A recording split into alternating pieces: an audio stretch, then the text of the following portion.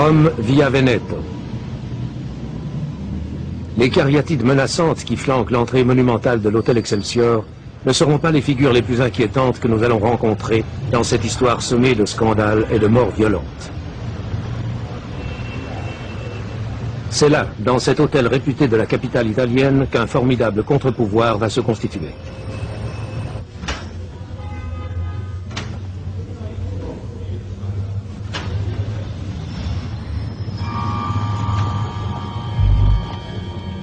Les hommes les plus influents du monde politique et économique fréquentent les lieux.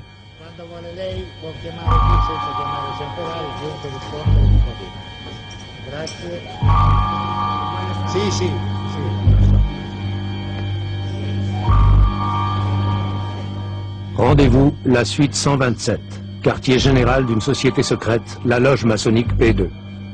On vante son influence et sa puissance occulte. Il faut s'inscrire à la loge, car chacun compte sur elle pour une promotion, pour conclure une affaire, pour entretenir des contacts fructueux. En 1980, les demandes d'adhésion affluent plus que jamais.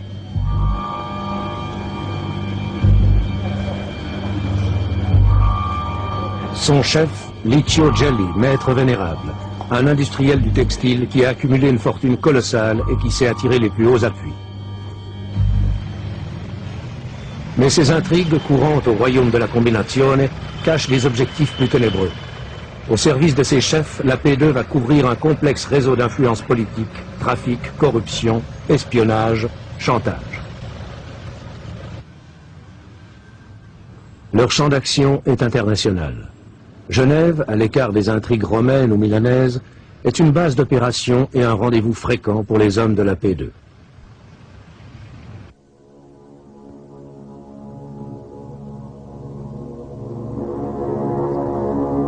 Pénitencier d'Otisville, New York. Michel Sindona. Son empire bancaire s'est effondré. Il est condamné à 25 ans pour escroquerie.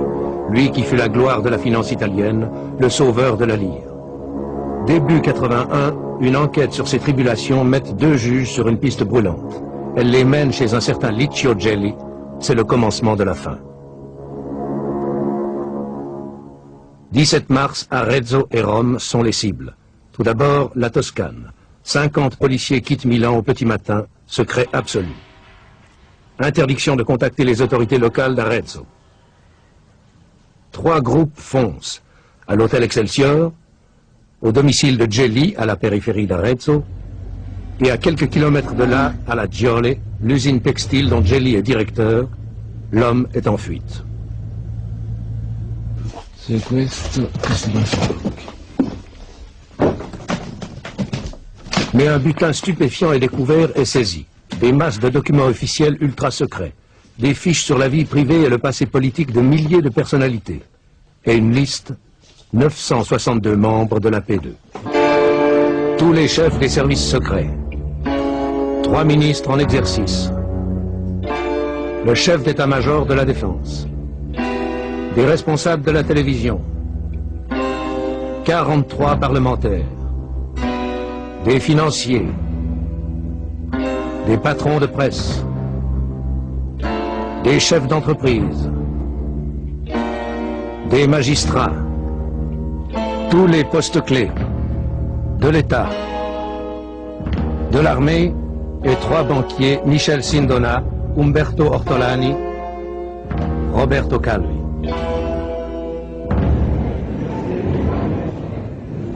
L'Italie est en ébullition. Les accusations, réelles et imaginaires, pleuvent sur la P2 qu'on dit préparer un coup d'État.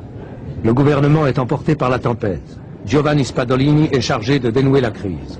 Chose jamais vue en Italie, le nouveau Premier ministre n'est pas démocrate chrétien. Les têtes tombent, la loge P2 est interdite par le gouvernement. Le Parlement nomme une commission d'enquête pour examiner les implications politiques de la P2.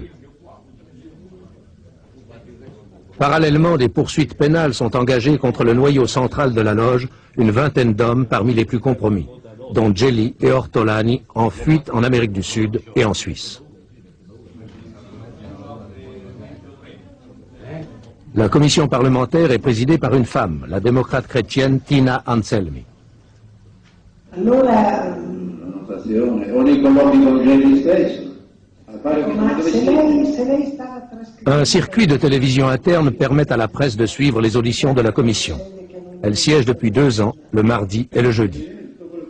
Ce jour-là, 4 responsables francs-maçons sont interrogés. Il y a 350 ans, dans ce palais de San Macuto, Galilée était jugé par l'Inquisition.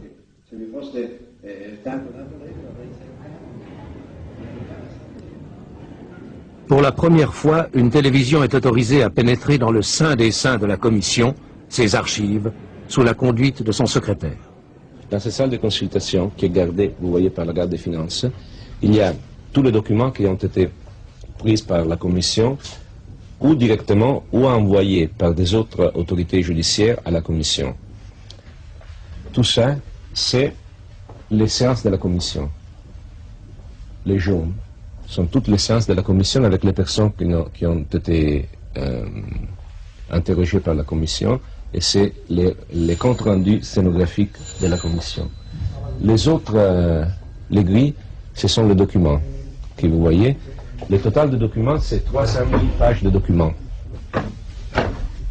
Qui peuvent être consultés et lus seulement par les membres de la commission et les membres du staff qui travaillent avec la commission.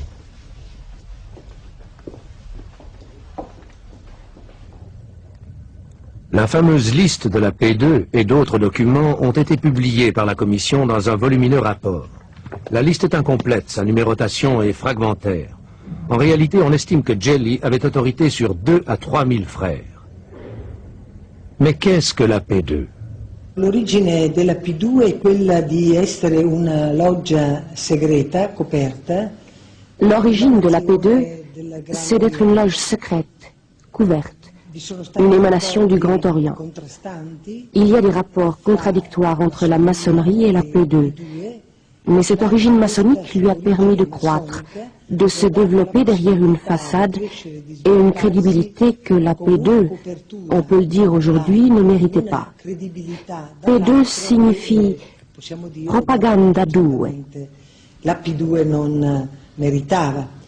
P2 infatti significa loggia propaganda 2 ed è appunto una loggia segreta. C'est une loge secrète, couverte, qui réunissait les personnes les plus importantes qui, justement parce qu'elles étaient importantes, demandaient à rester inconnues des autres frères maçons. La commission vient d'étendre l'enquête au reste de la maçonnerie. Elle s'est fait remettre les noms des 27 000 maçons italiens classés dans ses coffres. Pourquoi? Je peux seulement vous dire qu'il y a certainement une grande responsabilité de la maçonnerie dans la façon dont elle a laissé prospérer et agir la P2 comme nous avons pu l'établir.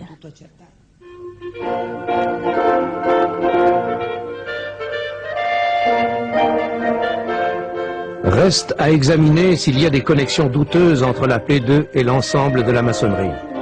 La loge secrète a, semble-t-il, profité de la solidarité et de la respectabilité des maçons, et surtout du Grand Orient d'Italie, dont elle dépendait. Licio Gelli a été exclu de la maçonnerie à fin octobre 1981 et expulsé définitivement après le rejet de son recours. Quels sont les motifs? Il y en a 2 principalement. D'abord, d'avoir accordé une interview au Corriere della Sera sans l'autorisation du grand maître, celle où il se définit lui-même comme le marionnettiste. Et le second motif, plus important, est d'avoir géré au mépris, ou en tout cas en dehors des constitutions maçonniques, un cercle privé improprement dénommé Loge maçonnique P2.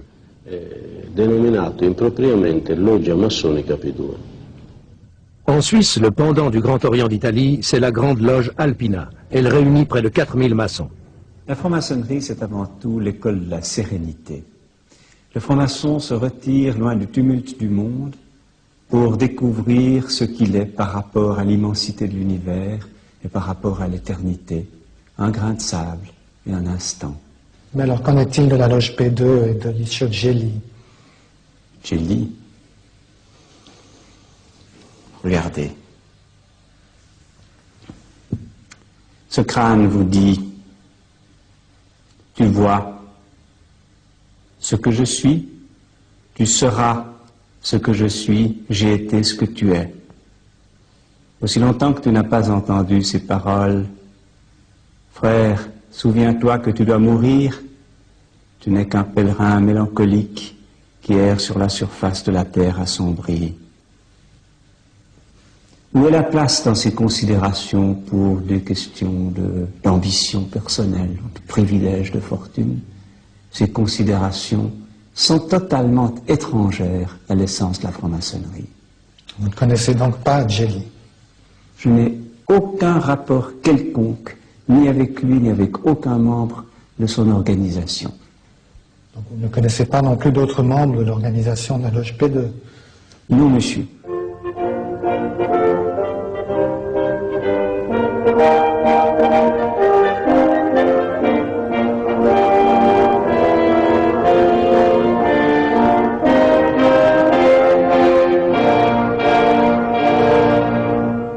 Quel est le danger que représente la P2 au sein du pouvoir italien, de l'État italien?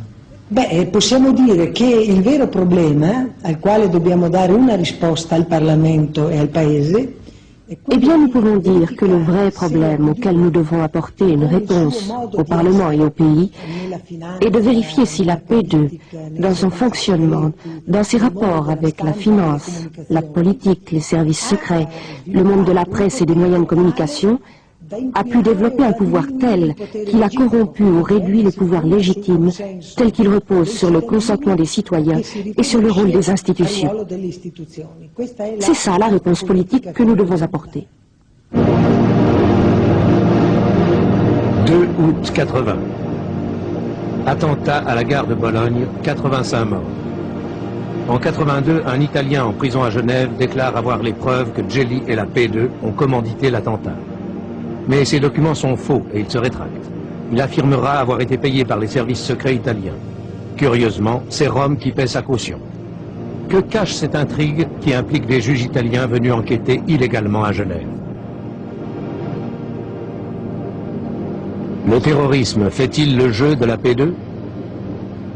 La stratégie de la PD, c'était une stratégie qui avait besoin du terrorisme. C'est-à-dire, avec le terrorisme, on pouvait demander un changement autoritaire de l'État.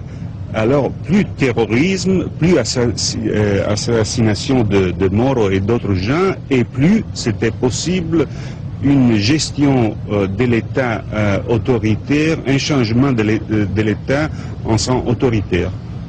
Par contre, vous ne croyez pas beaucoup à la thèse du coup d'État? Non, je ne crois pas que la PD était une organisation pour faire un coup d'État, c'était plutôt une organisation pour déplacer le pouvoir de l'État dehors des institutions dans les mains des gens qui étaient organisés dans la PD. Et alors, c'est-à-dire une infiltration dans l'État, une infiltration dans les institutions les plus centrales de l'État, comme les militaires, les services secrets et l'autre finance publique, etc., etc., pour vider l'État de ses pouvoirs et pour mettre ses pouvoirs dans les mains d'une organisation autre que l'État.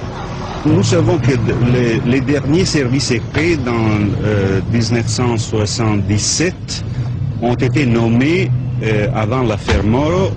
Tous les trois responsables, soit des services secrets militaires, soit des services secrets civils, soit de la coordination des services secrets, sont dans la loge P2.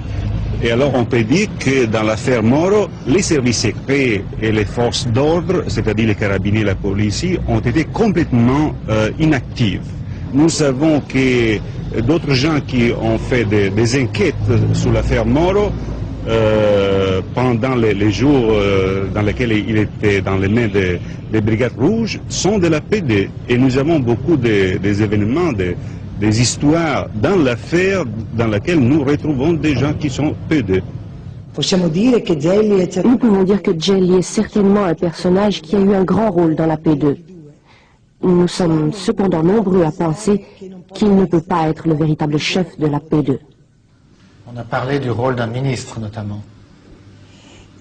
Gelli a avuto vari ruoli. Gelli a eu plusieurs rôles. Il a eu certainement un rôle de relations publiques. Il est très fort dans ce domaine. Il a eu un rôle dans d'autres domaines aussi. Mais surtout si nous considérons certains rapports avec le monde politique, disons-nous avec les problèmes politiques, avec les problèmes financiers, nous ne croyons pas que les aptitudes et les qualités de Gelli soient suffisantes pour remplir ce rôle. Non crediamo che le attitudini, le qualità di Gelli fossero sufficienti per svolgere questo ruolo. En 1936, Mussolini envoie des troupes en Espagne appuyer le général Franco. Licio Gelli a 17 ans.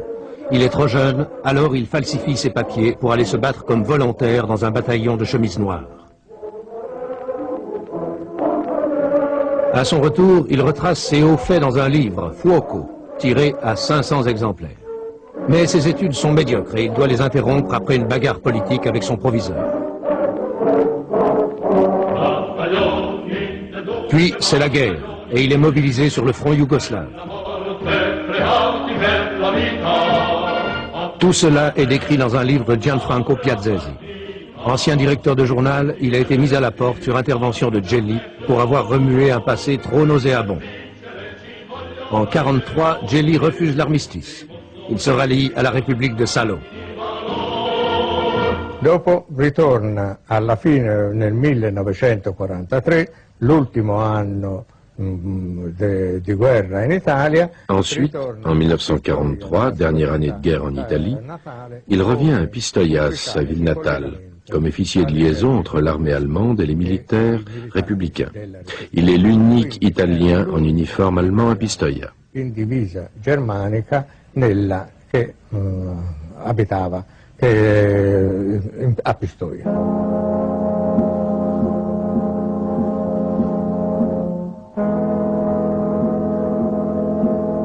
A questo punto però lui aveva una sorella comunista.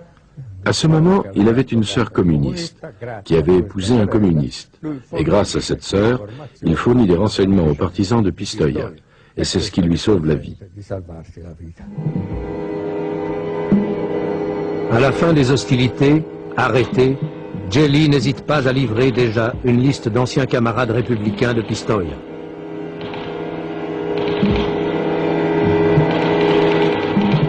Subito dopo il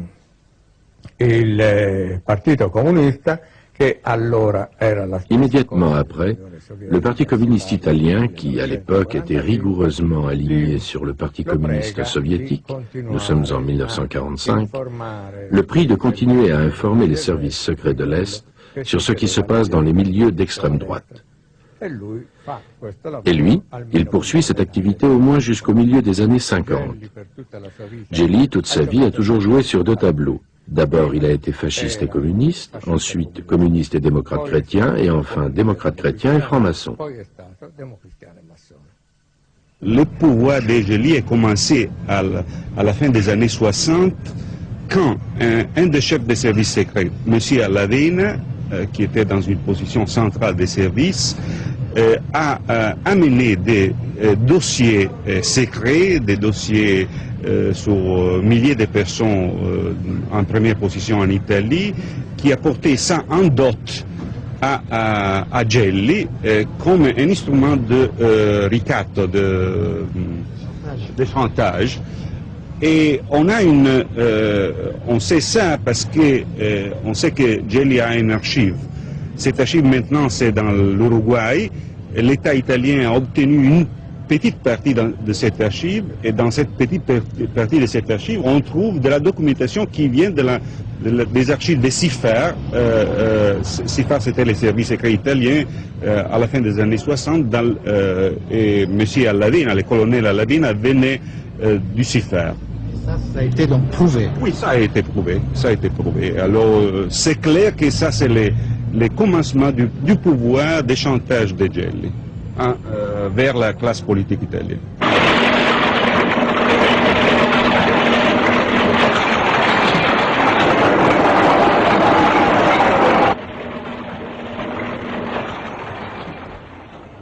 Ses contacts dans le monde du renseignement lui ouvrent d'autres portes, le commerce des armes, dont proviendrait l'essentiel de sa fortune. On dit même qu'il a participé à des transactions pour la vente de missiles Exocet à l'Argentine. Maintenant, il y a une enquête judiciaire très importante et probablement la loge PD, c'est une loge, une section de la loge PD, c'est une section qui était spécialement dédiée à l'organisation du trafic d'armes, et vous savez très bien que pour organiser le trafic international d'armes, il faut avoir le consensus des services secrets. Et alors, ça c'est la loge, c'est le point dans lequel tout ça se mettait ensemble. On a parlé notamment de trafic triangulaire entre l'Italie, la Libye et l'Argentine. Oui, et ça est prouvé que dans la première partie des années 70, le 1973, 14 et 15, il y avait un trafic triangulaire armement pétrole entre Italie, Argentine et Libye. Et Gelli, c'était l'organisateur et le médiateur de ce trafic avec l'Argentine de Perón. L'Argentine et son ambassade à Rome jouent un rôle capital pour Gelli.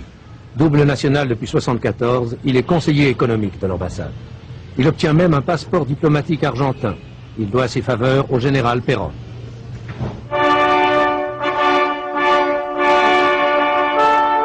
À la mort de Perón, il s'appuiera sur le sinistre José López Rega, puis l'amiral Massera, tous deux de la P2. En Italie, on voit Gelli avec tout le monde, avec le pape Paul VI, avec le président Giovanni Leone, avec le premier ministre Giulio Andreotti, que certains soupçonnent d'appartenir à la P2. Des relations qui ouvrent toutes les portes à Gelli et qui lui permettent d'accéder aux affaires les plus fructueuses. Certainement, Gelli a fait de grandes affaires. Il a commencé en vendant des chiffons et aujourd'hui sa fortune dans le monde entier, y compris dans les banques suisses, se chiffre en millions de milliards de lire. Mais le scandale P2 éclate. Gelli se réfugie en Amérique du Sud. Les accusations pleuvent sur lui. Conspiration contre l'État, espionnage politique et militaire, association de malfaiteurs et autres accusations de caractère politique. À quoi s'ajoutent des délits de droit commun, trafic d'influence, dénonciation calomnieuse, escroquerie et participation à banqueroute frauduleuse pour avoir touché des fonds du banquier Roberto Calvi. C'est au siège de l'UBS à Genève que Gelli a déposé une partie de sa fortune. Sur 7 comptes numérotés, plus de 100 millions de dollars. C'est là qu'il se fera piéger. L'inspecteur qui l'a arrêté, Gérard Kuchen, ne veut pas montrer son visage, mais il raconte. Pour la première fois. Le 13 septembre 1982, en fin de matinée, c'est monsieur le juge Foy qui m'a téléphoné pour m'aviser que monsieur Bernasconi, procureur général du Tessin, avait une information comme quoi un nommé Ricci devait se présenter dans un établissement bancaire de la place à 15 heures. Et ce personnage, selon toute vraisemblance, devait s'agir du nommé Gelli. Monsieur Bernasconi s'occupait de l'instruction de l'affaire Carboni. L'affaire Carboni est donc une affaire en parallèle avec celle de Gelli. Donc on peut supposer que les informations viennent de ce côté-ci. Il était annoncé pour 15 heures et en fait, celui-ci est arrivé peu après 14 heures. Ce monsieur Ricci a été mis dans un petit salon pour patienter et c'est ainsi que je me suis trouvé nez à nez avec le personnage en question. Alors là, je dois ouvrir une petite parenthèse parce que sur la base de la photo qui nous avait été fournie par les autorités italiennes, le personnage était totalement différent avec celui qui figurait sur la photo de la diffusion. Je lui ai posé la question s'il avait des papiers sur lui. Il m'a remis son passeport. Je lui ai posé la question s'il parlait français. Il m'a dit qu'il parlait uniquement l'espagnol et l'italien. On a eu un dialogue un petit peu difficile, mais au bout de quelques instants, il a quand même admis qu'il s'agissait de faux papiers. Est-il exact que ce passeport, tout en portant un faux nom, est un passeport délivré officiellement? Pour nous, apparemment, c'est une pièce authentique. Ensuite, nous avons encore fouillé l'intéressé avant de le transférer à Chandelon, et c'est lors de cette fouille que nous avons trouvé dans son slip une clé de safe. Cette clé de safe concernait un coffre dans un établissement de Genève où nous avons été procédés à une perquisition avec le magistrat et en présence de l'intéressé, Djelli donc. Alors l'inventaire nous a permis de découvrir une certaine quantité de lingots d'or de 1 kg jusqu'à 12 kg, le tout représentant une somme supérieure à 1 million de francs suisses. Et ce coffre était à disposition de Djelli depuis une dizaine d'années déjà, où lui-même n'avait plus eu l'occasion d'y retourner.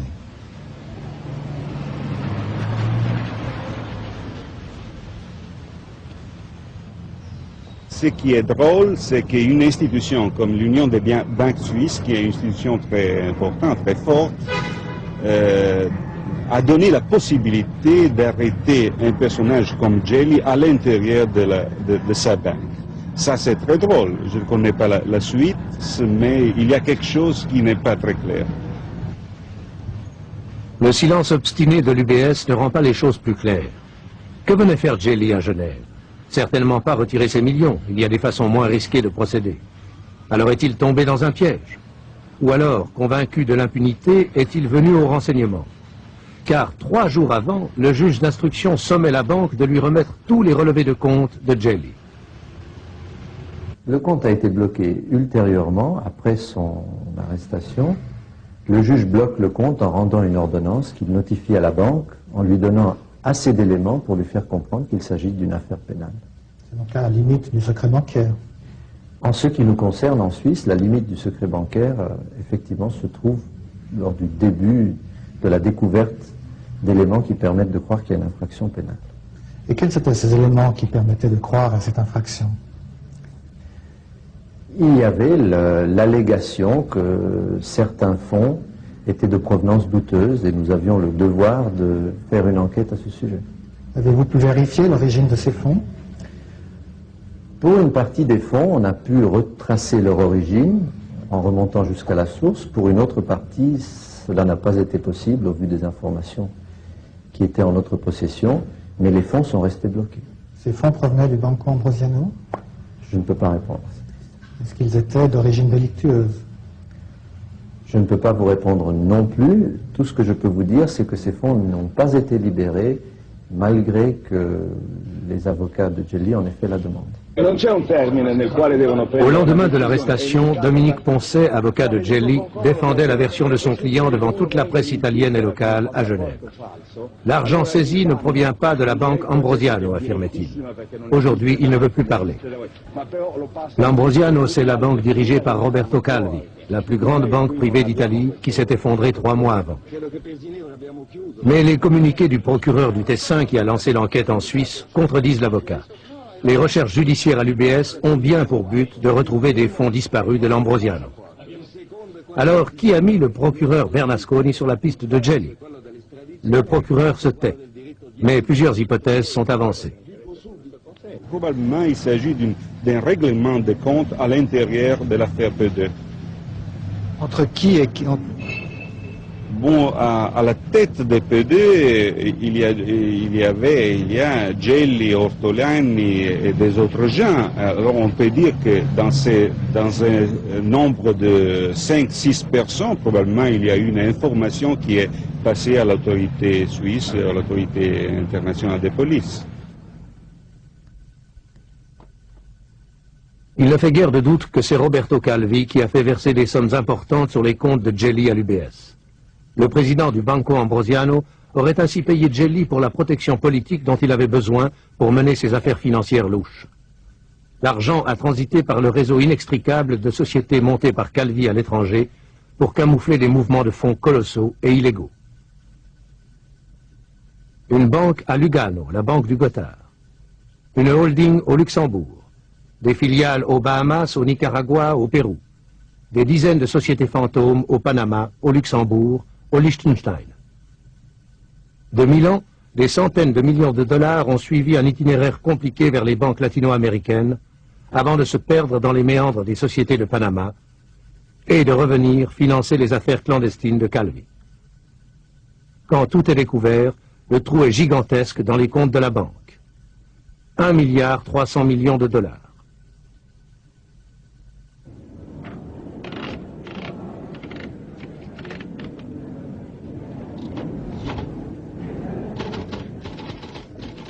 Calvi a utilisé cet argent pour ses opérations boursières secrètes et illicites. Les chefs de la P2 ont aussi largement bénéficié de cette manne. Des sommes considérables ont abouti dans les caisses des partis politiques italiens que Calvi arrosait copieusement. Mais on découvre qu'un autre responsable du trou, c'est le Vatican. Calvi s'est en effet attiré la pleine confiance du Saint-Siège. On le surnomme le banquier de Dieu. Il va en profiter. Il exploite l'absence quasi totale de contrôle de la part du Vatican sur la gestion de sa banque, l'Institut pour les œuvres de religion, l'IOR. De plus, les autorités italiennes n'ont aucun moyen d'action sur l'IOR, car le Vatican est un État souverain. Les capitaux peuvent donc sortir impunément d'Italie. L'Église romaine manque vraiment de flair. Avant Calvi, son idole, c'était Sindona. Il ruolo dello IOR comincia nel 1972. Le rôle de l'IOR commence en 1972, quand Michel Sindona, qui se trouve aujourd'hui en prison aux États-Unis, présente Calvi au président de l'IOR, Marcinkus. Presentò Calvi al presidente dello IOR, Marcinkus. Cominciarono allora una serie di affari. C'est le commencement d'une série d'affaires et surtout d'une affaire la plus importante. Che è quello più importante.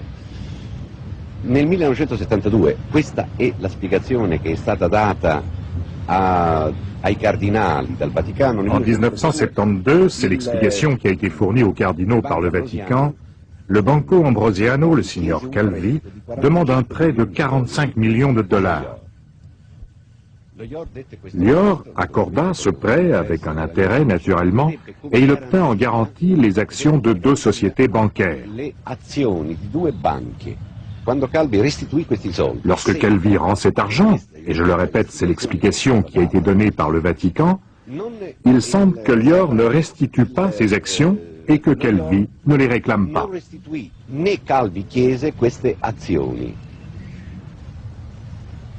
La Banque du Vatican reste donc actionnaire de ces sociétés. Puis, au gré d'autres transactions, elle se retrouve inextricablement liée au labyrinthe financier créé par Calvi pour ses escroqueries.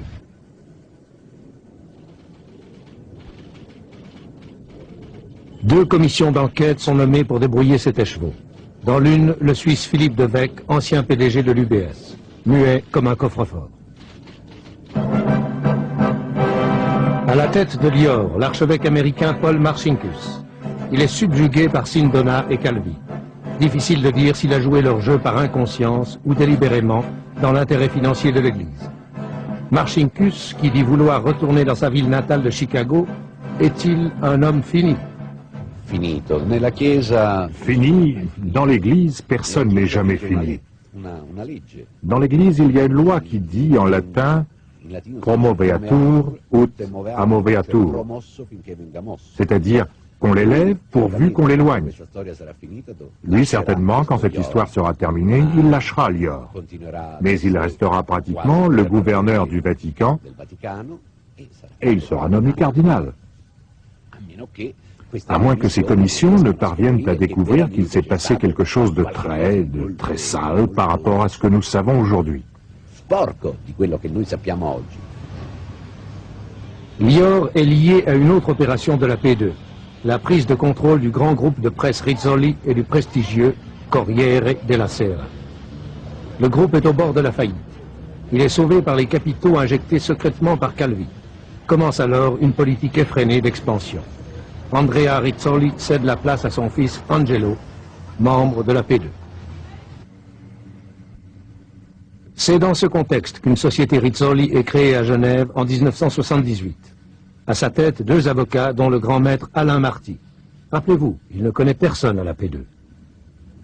Vous êtes pourtant administrateur d'une filiale à Genève du groupe Rizzoli, dont les dirigeants sont membres de la P2. Oui, mais il faudrait savoir d'abord que la personne qui nous a demandé d'ouvrir une société à Genève sous le nom de Rizzoli, ce n'est pas la personne qui vous intéresse. C'est son père, lequel est décédé depuis lors, et à la faveur d'une assemblée générale qui est intervenue après son décès, nous avons constaté que la personne qui venait représenter ses actions les représentait tout d'un coup au nom du fils, qui vous intéresse lui, et d'une banque qu'il est inutile de nommer, que vous avez deviné. Qui est donc la Banque Ambrosiano. Le groupe est placé sous tutelle judiciaire et en février 83, ses 3 dirigeants sont arrêtés pour banqueroute frauduleuse. Angelo Rizzoli, son frère, et le directeur général Bruno Tassandin, lui aussi inscrit à la P2. Ne pensez-vous pas que vous avez pu être, en tant qu'avocat réputé à Genève et en tant que franc-maçon, utilisé à votre insu par le groupe de la P2 dans le groupe Rizzoli? Absolument pas, parce qu'en réalité, ce n'était pas mon client. Mais on sait maintenant que la P2 avait le contrôle effectif du groupe Rizzoli depuis 1977, donc avant la création de ces sociétés à Genève. À l'époque où nous avons vu pour la première fois quelqu'un de ce nom à Genève, c'était feu M. Andrea Rizzoli, et non pas son fils. À noter quand même que c'est le père, Andrea Rizzoli, qui a introduit Ortolani, le financier de la P2, dans le groupe. Aujourd'hui, le Corriere est à vendre. Mai 82. À la bourse de Milan, les actions de l'Ambrosiano s'effondrent. Roberto Calvi est acculé, il risque la prison. À la tête de la P2, c'est l'heure des règlements de compte. Chacun pour soi. Le fils de Roberto Calvi, Carlo, est témoin des craintes de son père. He was rather nervous whenever Il était plutôt nerveux quand on faisait allusion à M. Gelli. Et en particulier, M. Gelli a téléphoné de nombreuses fois à la maison. Et mon père refusait de lui répondre. Ainsi, nous avons eu la confirmation directe et indirecte du fait qu'on lui avait fait peur. Le 11 juin, Calvi disparaît. Le 18, on le retrouve pendu sous le pont des Frères Noirs à Londres, les poches pleines de briques. Rituel maçonnique, dira-t-on. Sa mallette bourrée de documents est introuvable. La veuve de Calvi accuse, c'est Gelli qui l'a récupéré.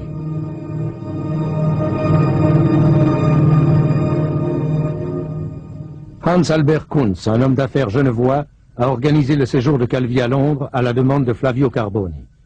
Kunz refuse toute interview, mais il nous a écrit « Je ne connais pas Gelli. J'étais en relation avec Carboni. Mais en affaires, on ne peut pas toujours distinguer les moutons noirs des blancs. »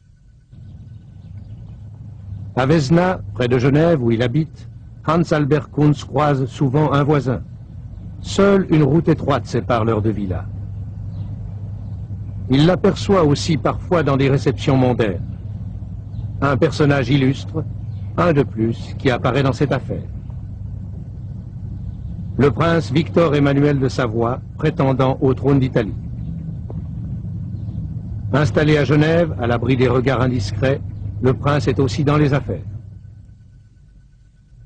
Et tout près de Calvi, son nom figure dans la liste de la loge P2.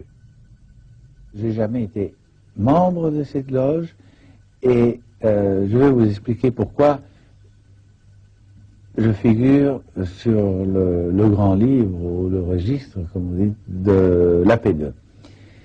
À l'époque, je travaillais en Iran avec beaucoup d'entreprises italiennes et j'ai connu Gelli ici à Genève et il voulait faire de la promotion en Iran. Et comme j'avais déjà promu beaucoup d'affaires italiennes en Iran, je l'ai connu, il est venu, je ne vous cache pas du tout, je l'ai connu, nous avons dîné 2 ou 3 fois ensemble, et il m'avait proposé certains groupes italiens pour l'Iran. Or, il s'est avéré que les affaires n'ont pas marché parce que n'ont pas marché, parce que ça arrive toujours. Et ça s'est arrêté à peu près à ce moment-là. Comment expliquez-vous la présence de votre nom sur cette liste alors? Oui, justement pour ça. Parce que je crois que c'était plutôt un carnet d'adresses presque, pour pouvoir me retrouver, pour pouvoir parler, pour pouvoir dire qu'il avait fait des affaires non faites, en fait, avec moi. Et avez-vous été en relation d'affaires avec d'autres membres de la P2, Ortolani, Roberto Calvi? Oui. Attention. Ortolani, oui, parce qu'à cette époque, il était presque le secrétaire de Djeli, et je l'ai rencontré ici, toujours à dîner, dans des restaurants à Genève, mais Calvi, ça n'avait rien à voir avec, parce que Calvi, c'était, je l'ai connu avant, et c'était quand même un banquier qui travaillait beaucoup, d'ailleurs, avec les banques genevoises. Et je l'ai connu dans l'ensemble des banquiers genevois. Pas de doute, le climat de Genève profite aux hommes de la P2. Ortolani y achète appartements, villas, bureaux luxueux. Il disparaît à la mort de Calvi. Arrêté au Brésil, il est relâché grâce à un passeport brésilien. À Genève, son amie reste muette. 3 mois après la mort de Calvi, Djeli tombe à son tour et il se retrouve à la prison de Chandelon à Genève. Une prison contestée qui a déjà connu bien des problèmes.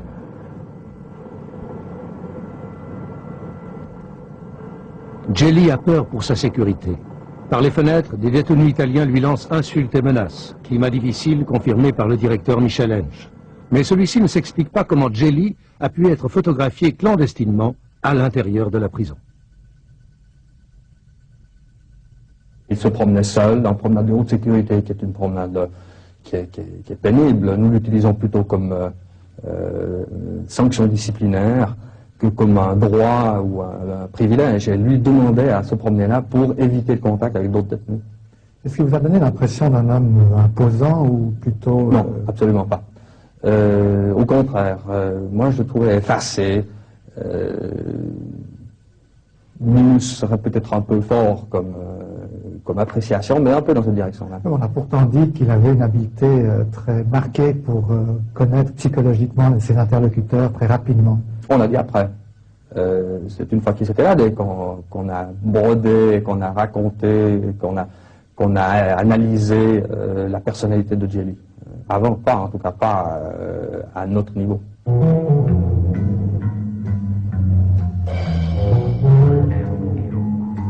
Un Minus, le maître vénérable de la P2.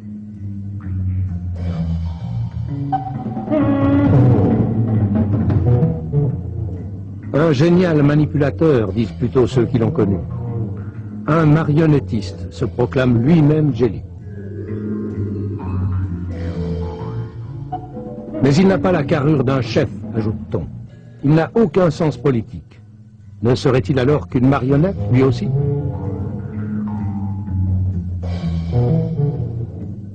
Cellule 151.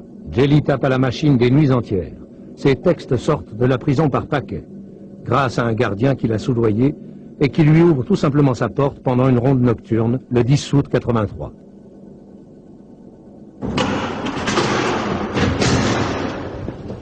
C'est trop simple. Personne n'y croit. Alors nous avons reconstitué la fuite de Djeli pas à pas dans les couloirs de la prison. Suivez-nous.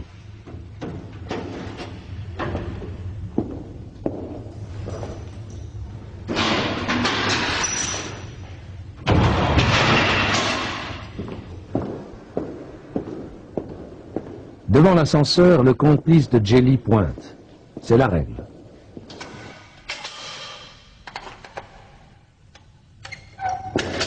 Il est 2h43.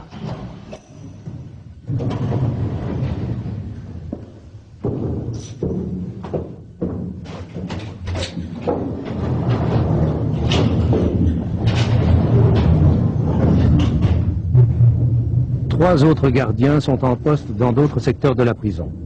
Et 4 dorment selon l'horaire normal.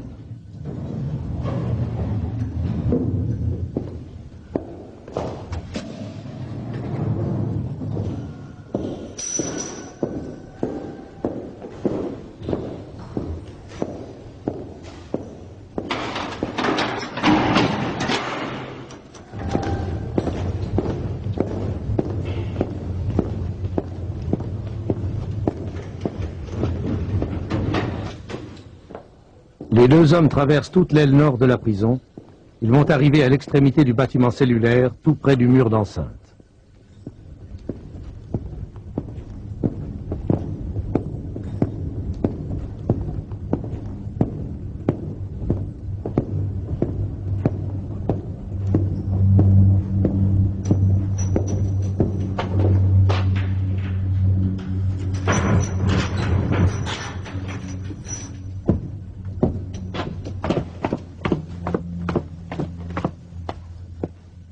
Jelly reste seul.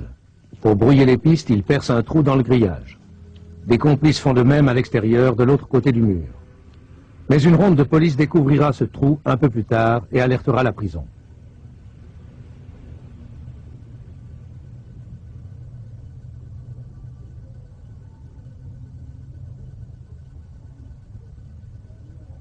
Jelly attend que son gardien prenne la garde dans le Mirador, puis il s'engage vers le parking de la prison.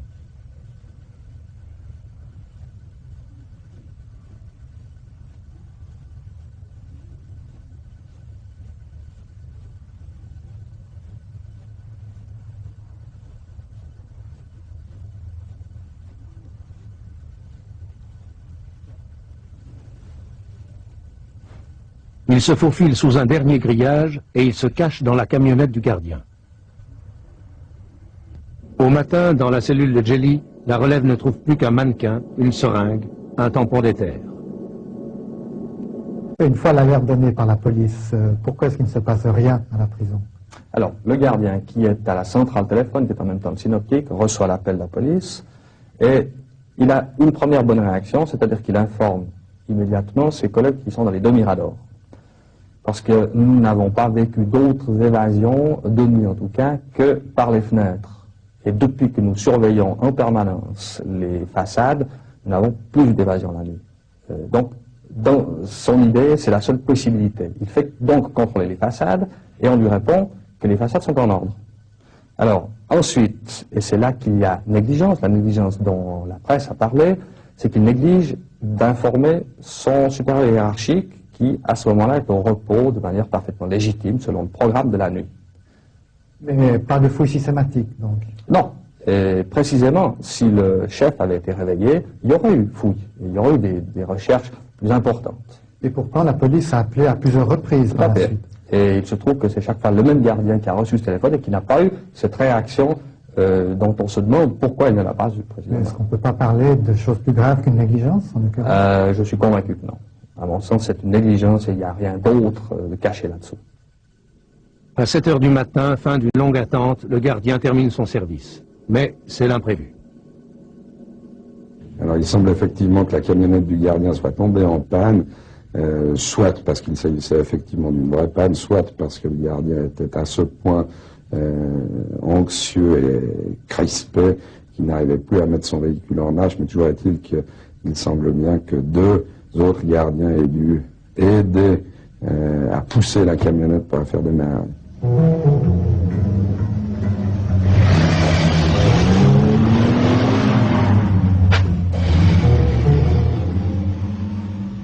Le juge d'instruction Jean-Pierre Tremblay a pu reconstituer la cavale. Le gardien arrêté s'est mis à table.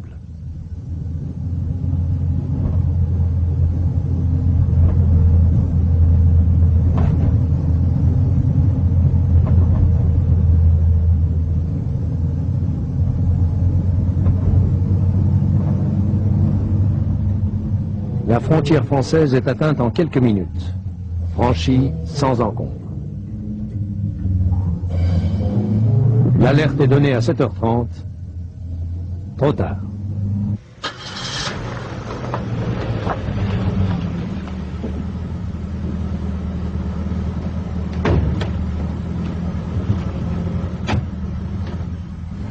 À Étrembières, changement de voiture. Jelly retrouve son fils, Raffaello.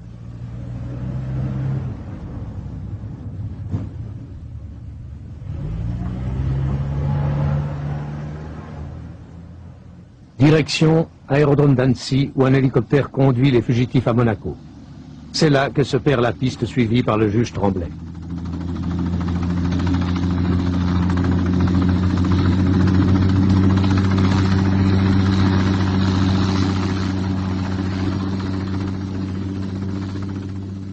J'ai de bonnes raisons de penser que c'est bien de cette façon-là que les choses se sont passées. Étant rappelé que cet hélicoptère a été loué à 3 reprises par le fils de Jelly, sous la fausse identité de Deverini, ce décorateur qui a été interpellé et arrêté à Nice. L'hélicoptère a été loué tout d'abord une première fois les 21 et 22 juin pour une opération de reconnaissance, puis pour les 27 et 28 juin, l'opération a été annulée, et enfin, pour les 9 et 10 août où l'opération s'est faite. Or, il est formellement établi que les 3 fois, c'est le fils Boedjeli qui a loué l'hélicoptère et qui en était, en tout cas 2 fois, le passager. Donc pour vous, ce serait une manœuvre trop importante pour créer simplement une diversion. Oui. Monsieur le Président, beaucoup de gens restent convaincus que l'évasion de Djeli était impossible sans d'autres complicités à la prison. Qu'en pensez-vous?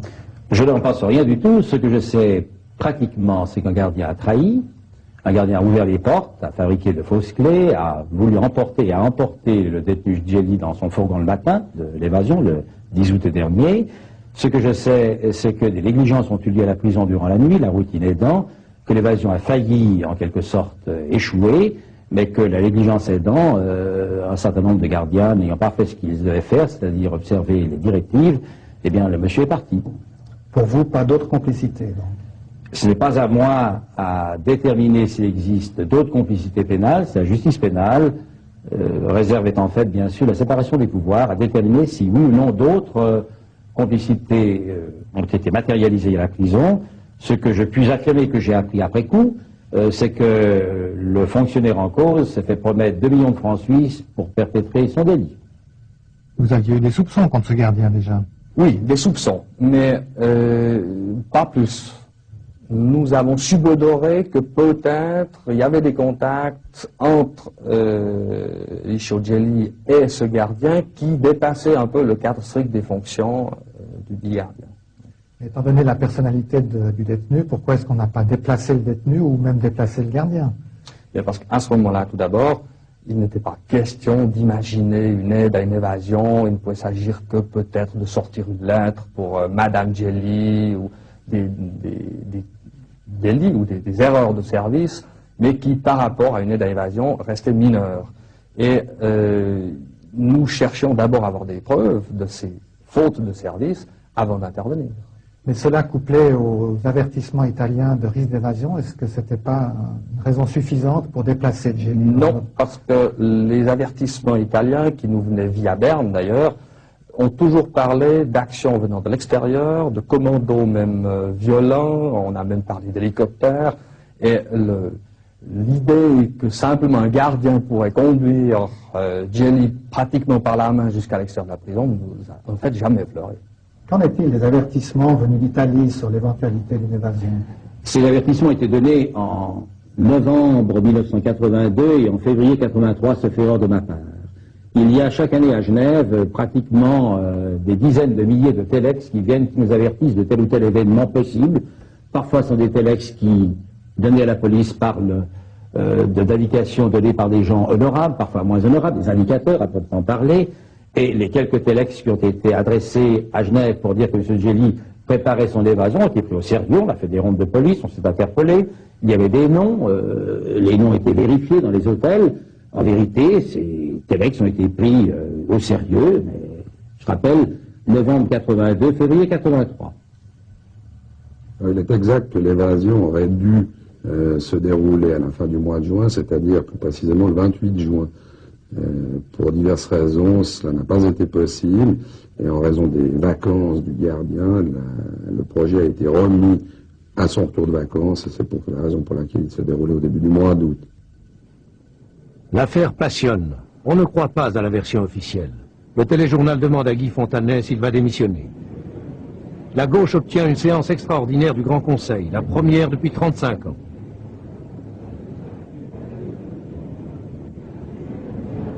Le directeur de la prison doit partir, clame la gauche. Exploitation électorale, répond la droite. Traitement de faveur, sollicitude capillaire, lance le doyen Jean Vincent. Il fait allusion aux cheveux teints de Djeli. Une commission parlementaire d'enquête est décidée. La majorité juge insuffisantes les explications de Guy Fontanet, qui souligne qu'il n'est pas seul en cause. Est-ce qu'on aurait pu imaginer un transfert de Djeli dans une autre prison suisse? Tout à fait. Le tourisme pénitentiaire est un tourisme qui se fait souvent, mais M. Djeli était sous la responsabilité de la Confédération, et la Confédération n'a pas voulu le faire. Certains pensent que Djeli n'est pas parti de son plein gré et qu'il serait aussi peu libre de ses mouvements aujourd'hui que par le passé. Qu'en pensez-vous? Écoutez, on ne peut encore exclure aucune hypothèse, mais rien en l'état de l'enquête ne permet de penser que Djeli aurait quitté la prison contre son gré. Il ne faut pas perdre de vue qu'il est établi que l'évasion a été organisée par Djeli lui-même avec la collaboration d'un de ses fils. On voit par conséquent difficilement comment on pourrait admettre qu'il ait quitté la prison contre son gré. 9 jours plus tard, le tribunal fédéral accepte l'extradition de Djeli vers l'Italie en l'absence du principal intéressé. Mais il ne retient que 4 chefs d'accusation sur 15, ceux qui touchent au droit commun. L'évasion de Djeli, comment y avez-vous réagi? Ma la nostra reazione è stata di chi ha visto il testimone più importante fuggire nel momento in cui Notre réaction est celle de gens qui voient s'échapper le témoin le plus important, au moment où nous l'attendions pour répondre à nos nombreuses questions. Djeli était le protagoniste de la P2, qui nous est apparu à ce jour le plus compromis et le plus significatif. Et certainement, sa fuite nous a privés d'éléments décisifs pour pouvoir conclure notre enquête et lui donner un sens. Alors, où est Djeli? Chacun sa version. On le situe en Argentine, au Paraguay, en Uruguay, où il a de vastes domaines. D'autres sont sûrs qu'il est tranquillement planqué à Rome, en Sardaigne, à Genève, où il attend son heure. D'autres encore restent convaincus qu'il a été enlevé. Et on entend aussi que Djeli est déjà mort, peut-être, depuis longtemps. Mais pour certains, les rebondissements incessants de l'affaire ont trop duré. Ils se taisent obstinément. Ils ont peur du scandale, des représailles. Peur de ce gros titre. Djeli frappe encore.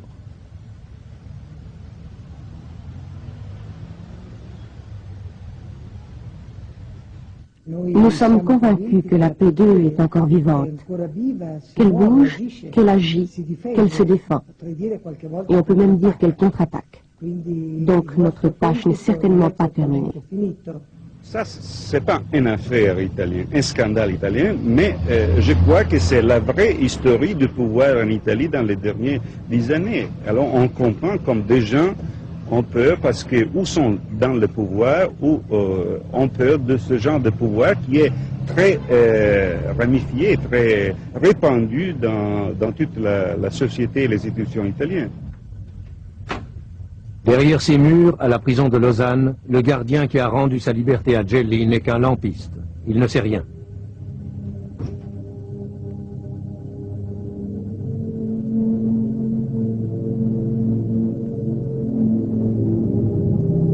Les juges et les enquêteurs, en Suisse, en Italie, ne détiennent que des bribes de vérité. Les députés de la commission P2 sont freinés par les pressions politiques.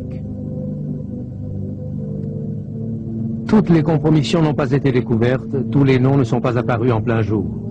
Et la grande réussite de Licio Djeli, c'est que personne ne semble vraiment pressé de le retrouver, lui et ses redoutables secrets.